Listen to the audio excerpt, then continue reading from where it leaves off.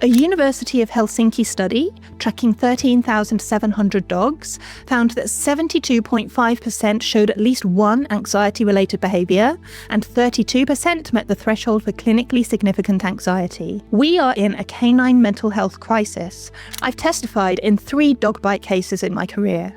In all 3, the owners had aggressively suppressed early warning signals. Never punish a growl. A growl is a gift. Lip licks when there's no food. Slow yawns. Turning the head away, sudden scratching, whale eye where the whites are visible, suddenly sniffing the ground. These are calming signals, your dog telling you the situation is too much, and they happen 30 to 60 seconds before the explosion.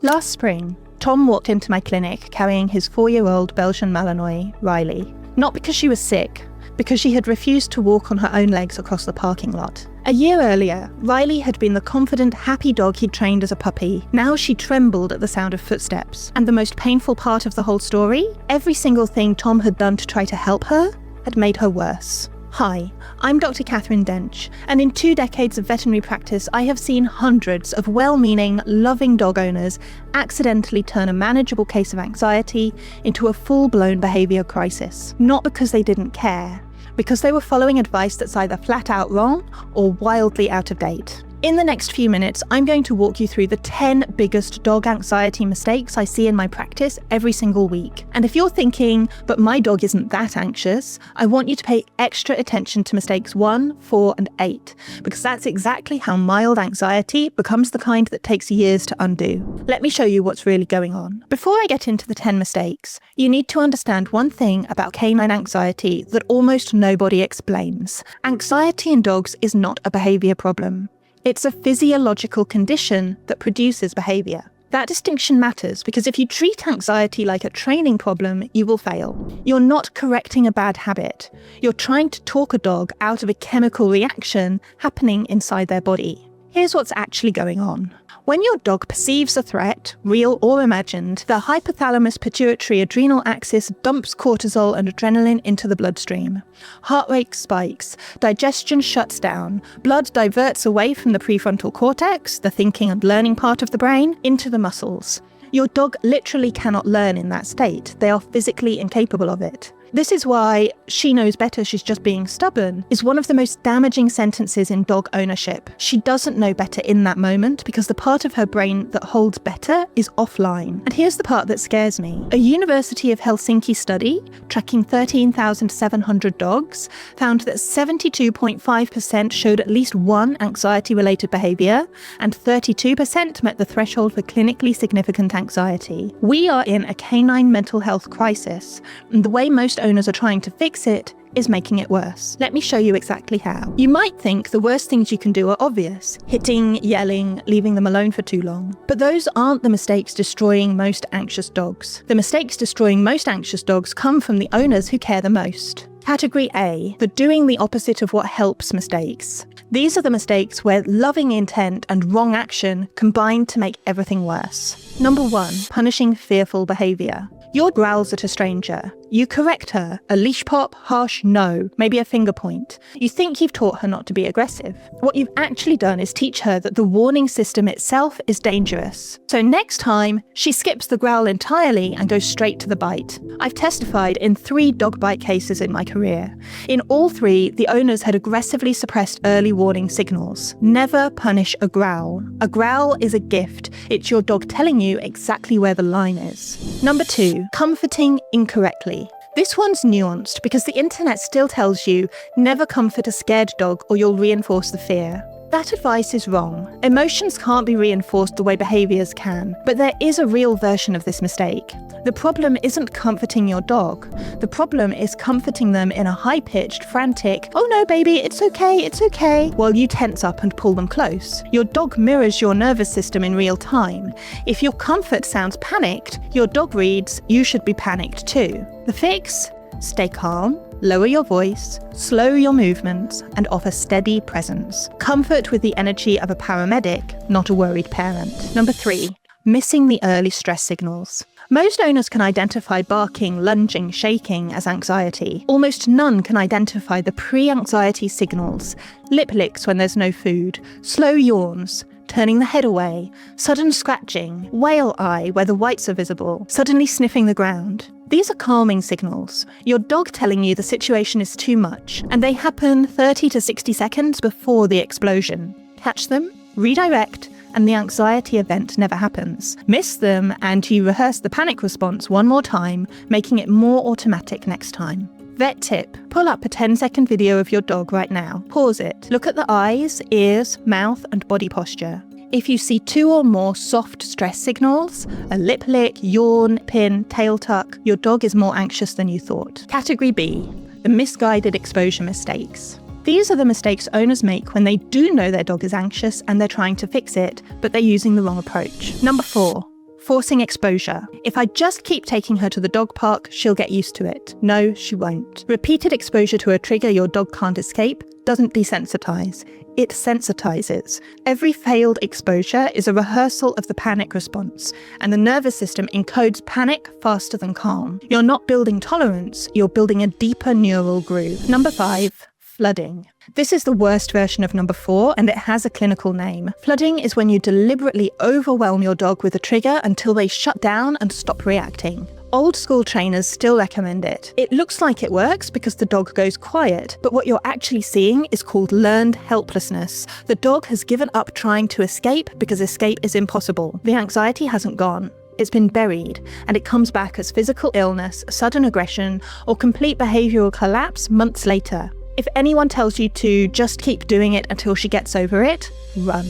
Number 6, too much stimulation as therapy. A lot of owners hear exercise reduces anxiety and decide the answer is more walks, longer hikes, more dog park, more enrichment, more. For anxious dogs, this often backfires. An overtired, overstimulated nervous system can't downregulate. What anxious dogs need isn't more activity, it's more decompression. Scent-based slow walks, sniffing instead of striding. 20 minutes of nose work beats a 2-hour hike for an anxious dog every single time. Number 7, generalizing too fast. Your dog finally stays calm next to a parked car, so next day you take her to a busy street.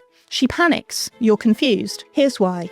Dogs don't generalize the way humans do. Calm next to a parked car in your driveway at 9 a.m. and calm next to a moving car on a busy street at noon are 2 completely different scenarios to your dog. Progress in dog training is built in tiny, almost boring increments. If you can't get 5 wins in a row at the current level, you don't move up. Quick check. Think about the last time you tried to help your dog face a fear. Did they get a chance to retreat? Could they say no? If the answer to either is no, you weren't training, you were flooding. Category C, the foundation mistakes. These mistakes happen below the surface. Owners don't even realize they're making them because they're not actions, they're missing pieces. Number 8, random routines. Dogs are circadian creatures. Their stress hormones, hunger hormones, and sleep cycles are all keyed to predictable rhythms. A 2021 study found that dogs with predictable daily routines had cortisol patterns nearly identical to dogs in stable kennel research environments, while dogs in chaotic households showed cortisol dysregulation similar to dogs in shelters. Same feed time, same walk window, same wind down time. Boring is medicine. Number 9. Relying on supplements alone. And this is the one I want to be most honest with you about, because I'm a vet who makes a supplement. I see owners every week who buy a calming chew, a hemp oil, a thunder shirt, a pheromone diffuser, and expect the anxiety to disappear.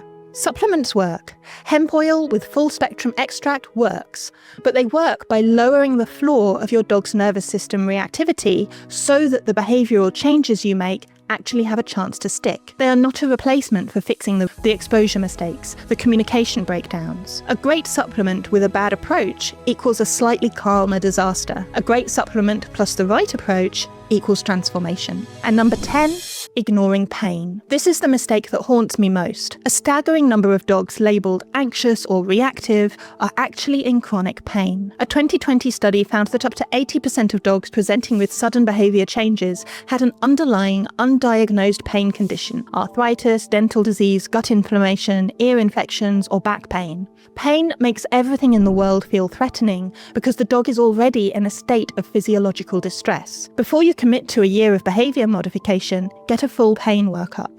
Sometimes anxiety is an inflamed hip joint. Pet Parent Challenge.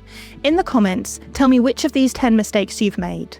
I read every single comment, and for the first 50 people who reply, I'll tell you the exact next step I'd take for your specific dog. So if those are the mistakes, what does actually work? Here's the framework I use with every anxiety case in my clinic. 1. Get the pain work up first. Before behaviour modification, rule out the physical. Full blood work, joint exam, dental, gut. You'll be shocked how often the anxiety disappears with a treated ear infection. Number 2. Rebuild predictability, fixed walk windows, fixed feeding times, a protected decompression space your dog can retreat to when nobody touches them. 3. Stop the bad exposures. No dog park, no forced greetings, no flooding. Distance-based work only, far enough away that your dog notices the trigger but doesn't react, and then slowly closer over weeks, not days. And 4. Support the nervous system itself. And this is where I get to talk about something I'm genuinely proud of. Years ago, I got frustrated watching anxious dogs in my clinic respond well to the behavioural plan, but still crash under stress because their baseline cortisol was too high to ever truly settle. The supplements on the market were either dosed full of fillers or used cheap CBD isolate that misses 90% of what the hemp plant can actually do, so I formulated my own. It's called Happy Forever Oil. 2 things make it different. First, it's full spectrum, which means it contains all the beneficial compounds from the hemp plant working together, what researchers called the entourage effect. Cheap products use isolate and lose the synergy. Second, it's dosed properly for dogs, not as an afterthought for humans. We've shipped it to over 40,000 dogs at this point, and our average customer rating is 4.9 stars. It's not a magic pill. I want to be really clear about that. It works because it lowers your dog's baseline reactivity enough that the behavioural changes finally have room to land. Supplement plus system. That's how anxiety actually gets reversed. Remember Tom and Riley from the beginning? Once we ran the full workup, we found Riley had a low-grade ear infection and the early signs of hip dysplasia. Tom had also been doing 4 of the 10 mistakes, punishing her growls, flooding her at the dog park, comforting her in a panicked voice, and giving her a melatonin gummy hoping it would fix everything by itself. We treated the pain, we rebuilt the routine, we pulled her out of every situation she couldn't say no to, and we put her on Happy Forever Oil to take the edge off while her nervous system rewired itself. 8 weeks later, she walked into my clinic on her own 4 legs and put her head in my lap. That's the dog she was always supposed to be.